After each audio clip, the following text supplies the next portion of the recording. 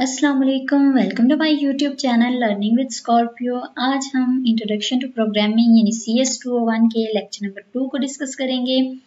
तो चलिए आइए देखते हैं इसकी आउटलाइंस। उससे पहले अगर आप मेरे चैनल पे नए हैं तो चैनल को सब्सक्राइब कर दीजिए, बेल आइकन को प्रेस कर दीजिए ताकि नेक्स्ट आने वाली वीडियोस की नोटिफिकेशन आपको आसानी से मिल सके। इसकी समरी है यानी जो आउटलाइंस हैं वो है सॉफ्टवेयर कैटेगरीज, उसकी सब टाइप्स हैं, फिर उसके बाद हिस्ट्री ऑफ लैंग्वेज देखेंगे हम, फिर उसके बाद देखेंगे डेवलपमेंट इन्वायरमेंट ऑफ सी। कोई भी कोड जो होता है उसको डेवलप करने में जो इन्वायरमेंट होता है वो क्या होता है वो देखेंगे। ओके हो गया जी। उसके बाद है software categories. Software is categorised into two main categories, और वो कैटेगरीज कौन सी हैं? सिस्टम सॉफ्टवेयर है एंड एप्लीकेशन सॉफ्टवेयर है। ओके हो गया जी। अब यहाँ पे मैं थोड़ा सा आपको सिस्टम सॉफ्टवेयर और एप्लीकेशन सॉफ्टवेयर की डेफिनेशंस बता देती हूँ थोड़ी थोड़ी। System software is a type of computer program that is design to run computer's hardware. Okay हो गया। और जो एप्लीकेशन सॉफ्टवेयर होती है वो होती है an application is any program or group of programs that is design for the end users. अब एंड यूजर्स क्या होते हैं? एंड यूजर्स हम लोग हैं। ओके हो गया।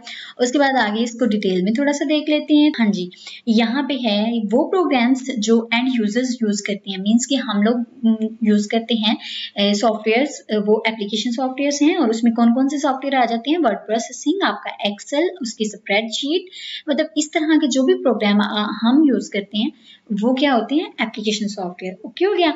उसके बाद जो सिस्टम सॉफ्टवेयर होता है यानी जो आपके सिस्टम को मैनेज करने के लिए जो सॉफ्टवेयर होते हैं वो कौन कौन से होते हैं? उसमें आ जाता है असेंबलर, डिबगर, कंपाइलर, यूटिलिटीज। और इसके अलावा आपकी जितनी भी विंडोज हैं जो आपके कंप्यूटर्स में इंस्टॉल होती हैं, वो सारी जो विंडोज हैं वो कंप्यूटर के जो तमाम वर्किंग है उसको मैनेज करने के लिए यूज की जाती है। ओके हो गया जी। अब आपको समझ आ गई होगी कि एप्लीकेशन सॉफ्टवेयर क्या होते हैं एंड सिस्टम सॉफ्टवेयर क्या होते हैं।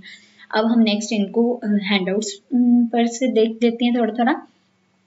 System software है, the system software controls the computer. It communicates with computer's hardware. Okay हो गया। Keyboard, mouse, modem, sound card and etcetera, and control different aspects of operations. यानी ये कंप्यूटर के hardware को कंट्रोल करता है, जैसे कि मैंने आपको पहले ही बताया था, इसको डिजाइन किया गया है कंप्यूटर के हार्डवेयर को कंट्रोल करने के लिए। उसमें कीबोर्ड आ जाता है, माउस, मॉडेम एंड बाकी चीजें भी। ठीक है, तो ये क्या चीज है कि ये उसके हार्डवेयर को कंट्रोल करता है और जितने भी ऑपरेशंस होती हैं वो जिस तरह से भी होते हैं ये उन सबको मैनेज करता है। ओके हो गया जी। अब इसकी सब कैटेगरीज हैं। Subcategories of system software are operating system, device drivers, utilities. ये किसकी सब कैटेगरीज हैं? सिस्टम सॉफ्टवेयर की। अब आप थोड़ा इसको इस तरह से मीन्स टू से कि वो क्विज़ पॉइंट ऑफ व्यू से लेंगे तो आप ऐसे देख सकते हैं, यानी आपका क्विज ऐसे आ सकता है कि इन तीनों में से कोई भी वो पूछेगा और कहेगा कि बताइए ये कौन सा सॉफ्टवेयर है, सिस्टम सॉफ्टवेयर है और एप्लीकेशन सॉफ्टवेयर है, या फिर वो आपसे पूछ लेंगे कि आप सिस्टम सॉफ्टवेयर की कौन कौन सी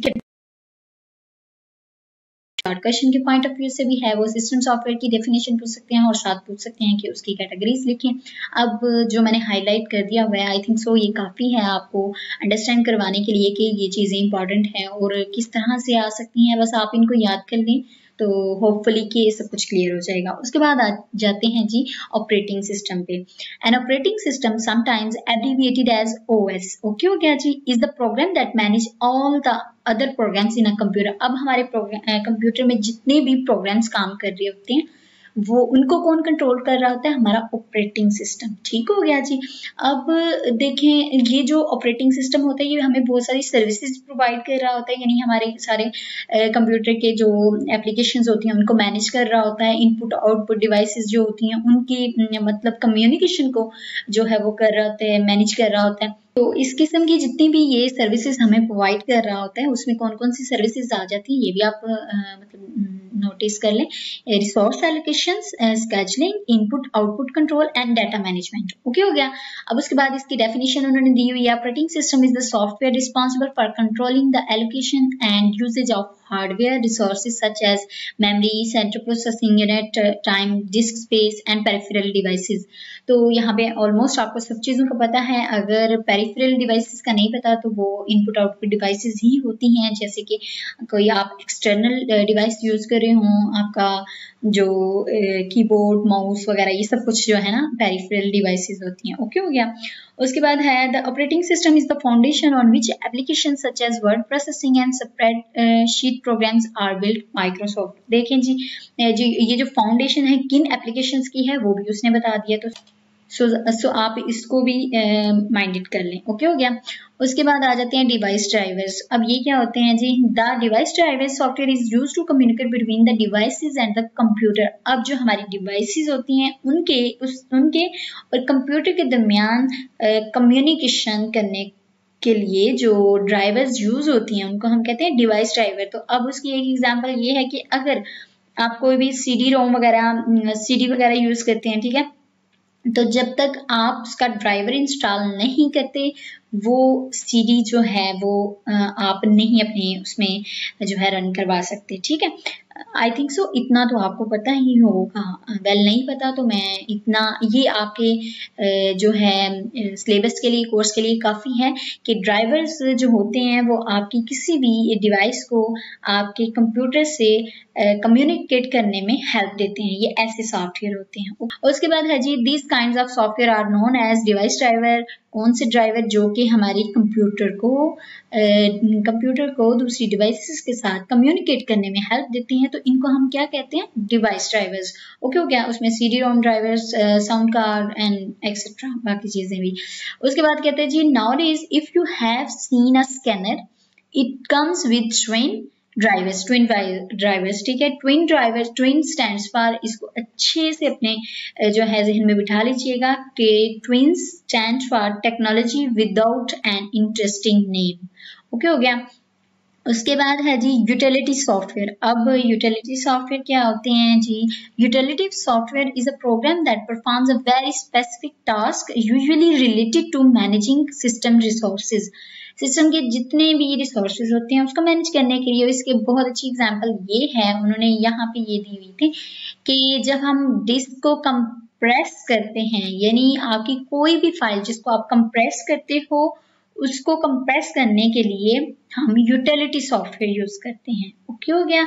यानी जब हम ये कह रहे हैं ये फाइल बहुत ज्यादा, वो क्या कहते हैं, इसकी स्पेस बहुत ज्यादा, इसको कंप्रेस कर दो, तो कंप्रेस करने के लिए जो चीज हम यूज करते हैं उसको यूटिलिटी सॉफ्टवेयर कहते हैं। ओके हो गया जी। दूसरी चीज उन्होंने यहाँ पे बताई हुई है और ये मैं आपको बताना चाह रही थी कि ये क्विज़ पॉइंट ऑफ व्यू से इम्पॉर्टेंट है। क्यों? क्योंकि डिस्क डिफ्रेगमेंटेशन वो पूछ सकता है, तो आप इसको देख लीजिएगा। Which is use to defragment the disk the data is stored on the disk in chunks. तो जो डिफ्रेगमेंटेशन होती है उसका मतलब ये होता है कि आपने अपनी जो है डाटा उसको डिस्क पे छोटे छोटे कह लें कि टुकड़ों में जैसे सेव करना, इस तरह से चंक्स में। ठीक है, ये ऐसा नहीं होता कि पूरा डाटा इकट्ठा स्टोर हो जाता है। ठीक है, तो इसका मतलब होता है कि थोड़ा थोड़ा करके सेव करना। ठीक है, उसके बाद आ जाए जी नीचे, यहाँ पे एप्लीकेशन सॉफ्टवेयर है। A program or group of program design for the end users. हमारे लिए जो प्रोग्राम डिजाइन किए होते हैं उनको कहते हैं हम एप्लीकेशन प्रोग्राम। उसमें मैंने आपको बताया MS वर्ड आ जाता है, MS एक्सेल और इस तरह की और भी बहुत सारी चीजें आ जाती हैं। सो आप देख लीजिएगा। उसके बाद हिस्ट्री है। हिस्ट्री में जो चीजें मतलब मोस्ट इंपॉर्टेंट और जो क्विज़ पॉइंट ऑफ व्यू से या पहले भी आ चुकी थी उनको मैंने हाईलाइट कर दिया, लेकिन फिर भी आई सजेस्ट कि आप इसको जरूर पढ़ लीजिएगा। Okay, the C language was developed in late 60s and early 70s in Bell Laboratories। ठीक है, late 60s and early 70s। Okay हो गया। उसके बाद है in 1917 Ken Thompson use B language to create early variants of the Unix operating system at Bell Laboratories। इसको भी याद रख लीजिएगा। वो पूछ सकता है कि आप यूनिक्स के वेरिएंट्स के लिए कौन सी लैंग्वेज को यूज किया गया था, तो आप बताएंगे कि बी लैंग्वेज को। ओके हो गया जी। उसके बाद यहाँ पे आ जाए, Dennis Richard develop a general purpose language called C language. अब वो पूछ सकता है कि सी लैंग्वेज किसने डेवलप की थी, तो आपको बताना होगा डेनिस रिचर्ड। ओके हो गया। By using different features of BCPL and B language. तो ये लास्ट टाइम आ चुका है जी एमसीक्यू में कि जो है सी लैंग्वेज वो कौन सी लैंग्वेज पे बेस कर रही होती है, मतलब उस कौन से फीचर्स को यूज करके उसको क्रिएट किया गया था। तो ये बी लैंग्वेज है, बीसीपीएल है। बीसीपीएल का है इतना ज्यादा नहीं, लेकिन बी लैंग्वेज। ओके हो गया। In this start C become widely known as the development language of the Unix operating system. The C language is so powerful that the compiler of C, ठीक है, ये जो चीज है ये भी आ चुका है लास्ट टाइम में कि जो सी इतनी पावरफुल लैंग्वेज है कि इसका जो कंपाइलर है वो भी सी में ही जो है ना डेवलप करवाया गया हुआ है, ठीक है। And other various operating system are written in C, और बहुत सारे दूसरे ऑपरेटिंग सिस्टम भी ऐसे हैं जो सी में लिखे गए हुए हैं, ठीक है। The C language and Unix operating system widely spread in educational and research institutions. Okay हो गया जी। नेक्स्ट है, in 1989 the standard was approve हो गया था जी। ANSI cooperate with the International Standard Organization ISO to standardize C worldwide. ISO जो है ये एक ऑर्गेनाइजेशन है जो कि किसी भी सॉफ्टवेयर को स्टैंडर्डाइज करती है, और अगर ये स्टैंडर्डाइज ना करे तो कोई भी सॉफ्टवेयर जो है वो कह लें कि अप्रूव नहीं हो सकता, लाइक दैट। ओके। और NC stands for American national standard institute. Okay हो गया। इनके एब्रिविएशंस को याद रखिएगा, ये भी पूछ लिए जाते हैं आपके एमसीक्यूज में। ओके। उसके बाद है जी टूल ऑफ द ट्रेड। आपने जितनी भी प्रोग्रामिंग करनी है उसमें कौन से टूल्स होंगे वो हम देखते हैं। एडिटर्स हैं, सबसे पहले एडिटर्स हैं जी आपको अपना प्रोग्राम लिखने के लिए, मीन्स टू से कि हम अपना प्रोग्राम इंग्लिश में लिखते हैं ना, इंग्लिश राइट, तो उसके लिए आपको कोई एडिटर चाहिए। एडिटर यहाँ पे उन्होंने बताया हुआ है कि वर्ड प्रोसेसर, लेकिन वर्ड प्रोसेसर से क्या होता है कि कुछ एक्स्ट्रा इंफॉर्मेशन भी आपकी डिस्क पे स्टोर हो जाती है जो कि नहीं चाहिए होती, ठीक है। इसलिए आपको कोई ऐसा एडिटर चाहिए लाइक टेक्स्ट एडिटर जिसपे ओनली आप टेक्स्ट लिख सकें, ठीक है। और उसके बाद जी का पता होना चाहिए एक प्रोग्रामर को कि ये क्या क्या मतलब जिस तरह से जब हम अपना एक कोड लिखते हैं तो वो किस तरह से डेवलप होता है। बाकी अदरवाइज इतना मतलब डरना घबराना नहीं है। ओके। तो बस आपको पता होना चाहिए कि ये चीजें क्या होती हैं और किस लिए यूज की जाती हैं। उसके बाद है जी कंपाइलर एंड इंटरप्रेटर। इसके बारे में आप पहले से ही आई थिंक सो फेमिलियर होंगे, तो अगर नहीं है तो अब हो जाएंगे, और ये बहुत इंपॉर्टेंट चीजें हैं, इनको तो बहुत ज्यादा आपने जो है ध्यान से पढ़ना भी है, और होपफुली ये बहुत ज्यादा यूज भी होंगी। जो हम कोड लिखते हैं वो इंग्लिश में लिखते हैं, ठीक है, लेकिन जो कंप्यूटर होता है ये तो मुझे नहीं लगता कि मुझे आपको बताने की ज़रूरत है, लेकिन फिर भी जाहिर है अब बताने के लिए बैठे हुए हैं। तो ये जो कंप्यूटर है वो हमारी लैंग्वेज अंडरस्टैंड नहीं कर सकता, वो इंग्लिश नहीं समझता। कंप्यूटर को कोई भी चीज़ अंडरस्टैंड करने के लिए उसको जीरोस एंड वन में ट्रांसलेट करनी पड़ती है। ओके। लाइक आपका किसी का नेम है तो आप अपना नेम एंटर करते हैं कहीं भी कंप्यूटर में, तो ऐसा नहीं है कि कंप्यूटर को पता है कि जी आपका नेम ये है तो उसको भी वैसे ही पता चला है। उसने उस नेम को जीरोस एंड वन में चेंज करना है। शायद कि आपके एक वर्ड जो है उसका वो कई जीरो वंस बना सकता है, ठीक है ना। तो क्या कहता है कि जब जो कंप्यूटर, हम तो इंग्लिश में लिखते हैं लेकिन we know that computers can understand only zeros and ones, ठीक है, वो जीरो और वन को अंडरस्टैंड करता है। अब देखें जैसे हमें फॉर एग्जांपल लेट्स सपोज हमें इंग्लिश नहीं आती, तो हमें इंग्लिश नहीं आती, तो फिर जब जो हमारा सेंटेंस या कोई हमसे बात कर रहा हो इंग्लिश में, तो हमें उसे अंडरस्टैंड करने के लिए उस इंग्लिश लैंग्वेज को उर्दू में ट्रांसलेट करना पड़ता है, ठीक है। इस तरह से कंप्यूटर का भी यही है कि उसको इंग्लिश का नहीं पता तो वो उसे अपनी लैंग्वेज में, यानी जीरो एंड वंस की लैंग्वेज में जो है ना बाइनरी लैंग्वेजेस कहते हैं, ठीक है ना, तो इसमें वो जो है इसको ट्रांसलेट करता है। तो ट्रांसलेट करने के लिए जो उसने वो कहते हैं कि ट्रांसलेटर या मीडियम्स रखे हुए या होते हैं वो हैं जी कंपाइलर एंड इंटरप्रेटर। ओके। ये दोनों जो हैं ट्रांसलेटर्स हैं और ये इंग्लिश को जो है जीरोस एंड वंस में चेंज कर देते हैं। There are two kinds of translator which is known as interpreter and compiler. Interpreters translate the program line by line. ये दोनों बिल्कुल सेम काम करते हैं कि इन्होंने ट्रांसलेशन ही करनी होती है, लेकिन इन दोनों में डिफरेंस ये है कि जो इंटरप्रेटर है वो लाइन बाय लाइन प्रोग्राम को जो है ट्रांसलेट करता है। कैसे? फॉर एग्जाम्पल ये लाइन लिखी हुई है ना, interpreters translate the program line by line, इतनी इस लाइन को ये एक बार में ट्रांसलेट करेगा, फिर इसके नीचे वाली को एक बार में ट्रांसलेट करेगा, फिर नीचे वाली को एक बार में, ठीक है, इस तरह से लाइन बाय लाइन ट्रांसलेट करता है। तो ये जो एरर है उसको जल्दी ढूंढ लेता है, क्योंकि ये लाइन बाय लाइन हो रहा होता है। और इसके ड्रॉबैक्स भी हैं कि ये जब लाइन बाय लाइन करते करते ये बहुत स्लोली काम करता है, ठीक है, और जो प्रोग्राम की एफिशिएंसी होती है वो भी खत्म हो जाती है। इतनी स्लोली वर्क हो तो फिर एफिशिएंसी नहीं रहती। ओके, उसके बाद हम आ जाते हैं जी कंपाइलर पे। कंपाइलर भी बिल्कुल वैसे ही काम करता है, ट्रांसलेट करना होता है इसने हमारी जो प्रोग्राम को, लेकिन ये क्या करता है कि होल प्रोग्राम को कर देता है, ठीक है। वो लाइन बाय लाइन करता था, लेकिन ये सारा ही एक ही बार में कर देता है। ओके हो गया जी। उसके बाद डिबगर है, another important tool is debugger. Every programmer should be familiar with it. Debugger is used to debug the program. It's meant to correct the logical error. अब logical error and syntax error ये आगे जाके आपको बहुत detail में देखने को मिलेंगे, तो यहाँ पे आपके लिए इतना ही काफ़ी है कि आप इसको इस तरह से याद कर लें कि debugger is used to debug the program to correct the logical errors. Linker. Most of the time our program is using different routines and functions that are located in different files. Hence it needs the executable code of those routine and functions. जी ये जो linker होता है, बहुत सी ऐसी चीज़ें होती हैं, functions और routines होती हैं जो हमें अपने प्रोग्राम में लिंक करने की ज़रूरत पड़ती है, यानी उसको एक executable कोड में लाने की ज़रूरत पड़ती है। तो ये linker क्या करता है, उसको जो है ना इस फॉर्म में ला देता है। ओके हो गया, आई थिंक सो इतना ही इसको अंडरस्टैंड करने के लिए काफ़ी है, और उसको लिंक कर देता है। ओके हो गया। उसके बाद है जी लोडर। अब लोडर क्या करता है, जब आपका प्रोग्राम ये जो लिंकर था इसने एक एग्जीक्यूटेबल फॉर्म बना दी ना आपके प्रोग्राम की, ठीक है, तो लिंक हो गया आपका प्रोग्राम, डिस्क पे भी सेव हो गया, ठीक है ना। ये क्या करता है, प्रोग्राम को लिंक करके एग्जीक्यूटेबल फॉर्म में ला के उसको डिस्क पे सेव कर देता है, ठीक है। ये सारा काम हो गया। तो फिर उसके बाद क्या होता है, after executable program is linked and save on the disk and it is ready for execution. तो फिर क्या होता है, एग्जीक्यूशन के लिए रेडी हो जाता है, लेकिन एग्जीक्यूशन जो होती है वो कहाँ पे होती है, वो मेमोरी में होती है। इसलिए ये लोडर जो होता है, we need another process which loads the program into memory and then instruct the process to start the execution of the program, ठीक है। फिर क्या होता है कि ये जो लोडर होता है ये वहां से प्रोग्राम को उठाता है, मेमोरी में ले जाता है, और फिर वहां पे जाके एग्जीक्यूशन के लिए प्रोग्राम, फिर वहां पे जाके प्रोग्राम की एग्जीक्यूशन करवा देता है। ओके हो गया।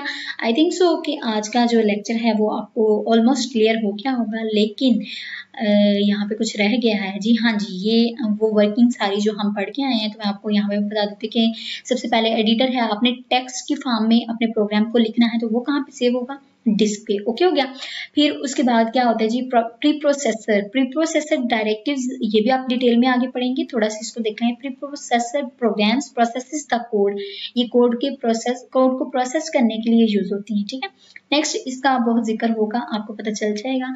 तो अभी के लिए इतना ही काफी है कि आप इसको ऐसे ही याद रखें कि ये प्रोग्राम की प्रोसेसिंग के लिए, प्रोसेस करने के लिए उसको यूज किए जाते हैं। ओके, उसके बाद कंपाइलर आपको पता चल गया है, कंपाइलर इज अ ट्रांसलेटर, ठीक है। तो ये क्या करता है कि एक प्रोग्राम के होल कोड को एक ही बार में जो है ट्रांसलेट कर देता है। Okay, compiler creates object code and store it on the disc.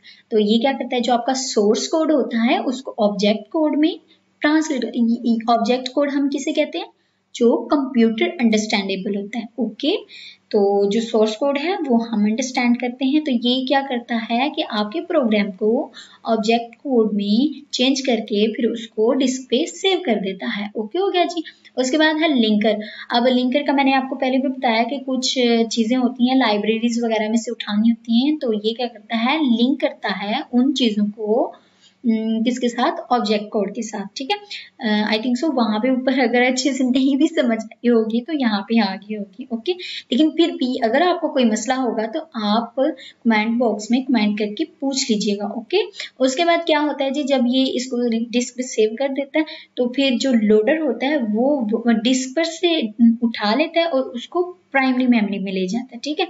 यहाँ पे फिर ये इसको लोड कर देता है और फिर उसके बाद क्या होता है, प्राइमरी मेमोरी से यहाँ पे सीपीयू में आता है और सारी एग्जीक्यूशन स्टार्ट हो जाती है, and that's it. I hope so कि अब तक आपको समझ आ गई होगी कि क्या था इसमें, ज़्यादा स्ट्रेस लेने वाली कोई बात नहीं है। ईजी सी चीज़ें इनको एज इट इज़ भी याद कर लें तो वेल एंड गुड, और अगर नहीं अंडरस्टैंड कर लें तो बहुत अच्छी बात है। होपफुली आपके कॉन्सेप्ट थोड़े बहुत क्लियर हो ही गए होंगे। सो मिलते हैं अगली वीडियो में। अगर आपको वीडियो अच्छी लगी है तो इसे लाइक एंड शेयर ज़रूर कीजिएगा, और अगर आप मेरे चैनल पर नए हैं तो चैनल को सब्सक्राइब कर दीजिएगा। मिलते हैं अगली वीडियो में, तब तक के लिए फ़ी अमान अल्लाह।